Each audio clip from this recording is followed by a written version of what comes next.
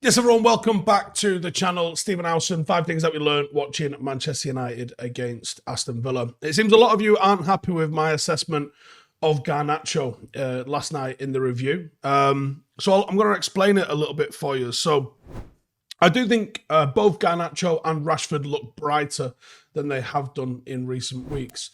And Garnacho scoring 2 goals is significant. I don't want to play down the goal scoring when technically he put the ball in net 3 times. And there was a threat with him. Still think his decision making isn't quite ready and perfect yet. But he's still not crossing the ball. One of the ideas of having Garnacho come over to the right-hand side is so he gets on that right foot and he puts balls into the box for Rasmus Hojlund. Hojlund still only, we said it in the review and I've checked it now since this morning, Hojlund still only had 1 shot. Garnacho had 4. He was a threat. Not quite to the extent that I think some people have been absolutely gushing over. But on one hand, I get it. We haven't had goals in hours. This kid's come and scored 2, maybe should have had 3. There is a threat there. Now, if he continues to score, you can start to overlook the other deficiencies in his game. Holding onto the ball too late, not crossing it. But the same things that you can level at Garnacho can also be leveled at Marcus Rashford as well, because he's not doing those things. There's a reason that the reason that Hojlund is absolutely starving in the middle of the pitch is because the wingers that we've got, and I'd throw Anthony into the mix as well with this, he comes inside looking to shoot, does not come inside looking to set anybody else up. So I wanted to quantify it a little bit by saying that, yes, I think that there was a lot of good in the performance from Garnacho, and the whole forward 3 pressed at times really well, and they knew the times to sort of sit off. But I think people are blinded by goals. Like we said this when he scored a couple of wonder goals. People are blinded by the fact he scores wonder goals, but the overall contribution definitely can be better. But like I said, if he continues to provide goals, no one's going to actually care. But, 0 out of 0 crosses. That's not good enough for a winger for me. That's someone that's getting into that position, especially when they're on the right side and as a right footer. Your primary function has to be to create for other people. And he didn't do that. So good, but definitely could do better. Secondly, Jonny Evans, MBE. His performances have really gone under the radar in recent weeks. But I think that there's a level of anticipation, experience, communication that Jonny Evans really delivers. Now, he's always been a good ball playing defender. That's always been the case.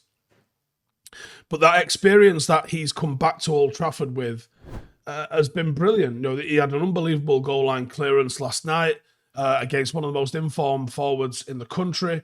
He has a very calming presence, and I think that having him and Varane both capable of taking the ball under pressure, I think he's an excellent backup for Martinez. And it's funny, man, because we spoke to him on a tour. And we kind of got the news that he'd got a year-long deal on the tour, and we spoke about it so often that when it came out, I was like, I thought this... Did we not know this? I've been talking about it for about 3 weeks. But we spoke to him on a tour. Now, broad strokes, and I'm probably going to fudge some of this a little bit, but broad strokes, what happened is he got in touch with the club and said, do you mind if I come and stay fit with you guys while I find a club? United said yes. Reece Bennett gets injured when they've got a behind closed door game, and then I think it was Lyon and Leeds was the first 2 games. They asked him to take part in those games. Hey, do you know what? You looked all right. We still haven't sorted out anybody else. Do you want to come on the tour? He comes on the tour. We see him in San Diego. And when we spoke to him in San Diego, which is like right in the middle of the tour, we was like, what's going on? And he's like, don't know. Don't know. And then either by Dublin or Vegas, they decided to offer him a deal. So that just shows you the level of professionalism that Jonny Evans put in. And I spoke to his missus, Helen, in Copenhagen. And I said, he's looked so good when he's played. And he has. I think everyone, Jonny himself included, would be delighted with if he could extend another year beyond this season and just be back up to what's hopefully a fit Lisandro Martinez, I think everyone would be happy with that. You got a player that knows the club inside out. He's a great leader. He's a great bit of experience. And he certainly doesn't look like a weak link by any stretch of the imagination. So well done, Jonny Evans. Really deserves a lot of credit. Really deserves a lot of kudos. And, you know, he's playing at a very high level at the moment. So fair play to him. Step into next year, 2024, with confidence thanks to Manscaped, where resolutions are met and hairs are neatly kept. As the new year approaches, why not make the self-improvement a breeze by keeping your body well groomed? Introducing Manscaped's Performance Package 5.0. That's where we're at, 5.0 Ultra, the ultimate all-inclusive kit designed to help you feel clean-cut and confident as you should. The 5th generation lawnmower features 2 interchangeable next-gen skin-safe blade heads and a standard one for taking a little bit off the top, and a new foil blade for the go smooth wherever your heart desires. Did I mention that it's waterproof as well? Manscaped also threw in 2 free gifts, and that's the boxers and the toiletry bag. It's the boxers 2.0 and the toiletry bag 2.0 as well. It's time to upgrade your grooming game. Resolutions may come and go, but a well-groomed you is here to stay with Manscaped's latest and greatest. The Performance Package 5.0 is here, and it has got futuristic tendencies. Included in the bundle is the brand new Lawnmower 5.0 Ultra, the Weed Whacker 2.0 ear and nose hair trimmer, and the essential aftercare products like the Crop Soother, the Ball Aftershave Lotion, the Crop Preserver, and the Anti-Chafing Ball Deodorant, as well as 2 free gifts, and that's the boxers and the toiletry bag. It's the boxers 2.0 and the toiletry bag 2.0 as well. Get 20% off and free shipping with the code Howson at manscaped.com. That's 20% off and free shipping at manscaped.com when you use the code Howson. Happy New Year to your balls. Number 3, midfield. Now, we've talked about Mainu, and we've talked about how he is... What's impressive about Mainu is not just technical ability. It's a mentality, it's an awareness, and it's a composure. And that composure gives him...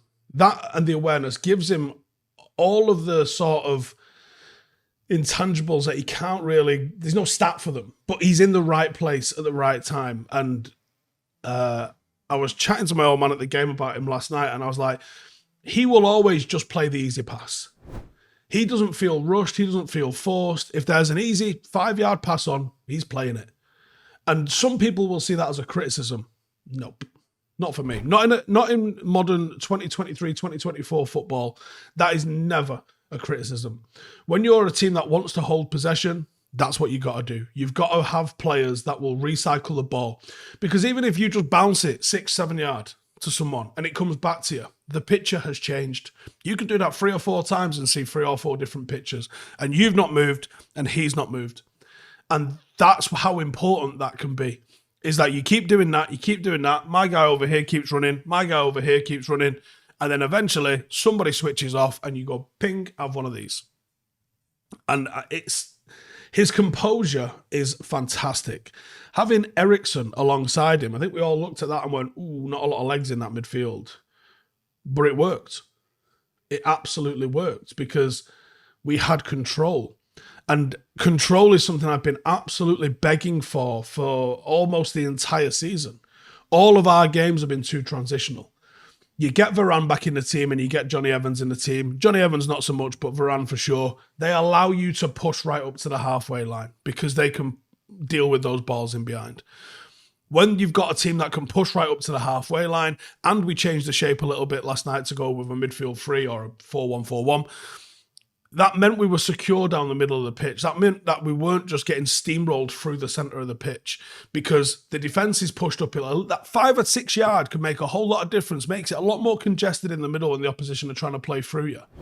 So you have people in the right position, people with great awareness in the middle, and then when you get on the ball, you can actually play through with those people. It's just better football. But yeah, Eriksen being back in the mix, really enjoyed that. Bruno was more productive. I spoke about his decision making a little bit last night. He's got to do better with those situations. I was very worried defensively, but we did look structured, and actually Bruno's defensive positioning was the opposite side to Eriksen, meaning that Mainu was in the middle, and it looked like a very, very balanced midfield 3. Maybe there's a bit of hope there. that we can push on and go and make something happen with it. Number 4. This was a good performance, and you have to build on your good performances. We didn't build on what I still think was probably our best performance of the season, which was Chelsea at home. We've had another good performance at home against Aston Villa, tricky opposition. You've got a decent game now, where it's certainly a winnable game against Nottingham Forest on Saturday afternoon. You've got to try and get momentum out of these. You've got to start stringing together, not just wins, because I think you can get results, but performances are... You will always default to your level of performance. So if your performances are really good, you will eventually get the results that you deserve. And if your performances are really bad, you will eventually get the results that you deserve. There's always outliers and flukes, but I think if you're consistently playing well, you will win more than you will lose. And that's the problem with United at the moment. We haven't played well. We've won a fair few games, but we haven't played well. We've conceded far too many shots, and we've conceded far too many goals, and we haven't been clinical enough when we've been attacking. Now, yesterday we had more shots and more shots on target than Villa, and therefore, in my opinion, we deserve to win the game. And it was starting to get to a better place. You got to start doing that consistently. And finally, Rasmus Hojlund breaks his duck, winning me a cheeky little 80 quid in the process. Nice one. When it went to 2-2, I just had a feeling, and I was like, do you know what? I fancy Hojlund for the next goal scorer, so just stuck a tenner on it.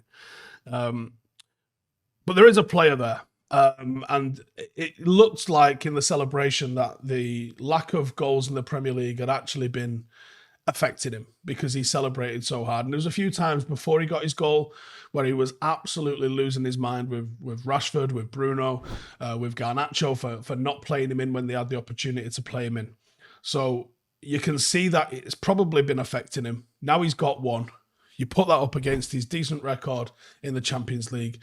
Hopefully the goals start to flow. He still only had the one shot, which, he's on everybody else, I think. But, one shot, one goal. You can't argue with that at all. He is alert. He is alive. It was a brilliant finish from him. You can see how much the goal meant to him and the team. Let's hope he can kick on, because, like I said, there is a serious footballer in there. And we just have to see him come to the fore. Cheers for tuning in. As always, if you're new, make sure to subscribe. Otherwise, I'll see you later. Hey, thank you for watching the video. If you are new around these parts, then don't forget to subscribe. My channel is proudly supported by my community on Patreon. If you'd like to get a little bit of extra content, a Discord group, meetups, five-a-side games, weekly podcasts, behind the scenes, and even an occasional bit of transfer news as and when I get it, then for the price of a pint, you can show your appreciation for the content that we make and get some goodies for doing so as well. Check the link in the description or click the button right here. You'll also find all of my socials here too if you want to follow me on any of those platforms. Nice one.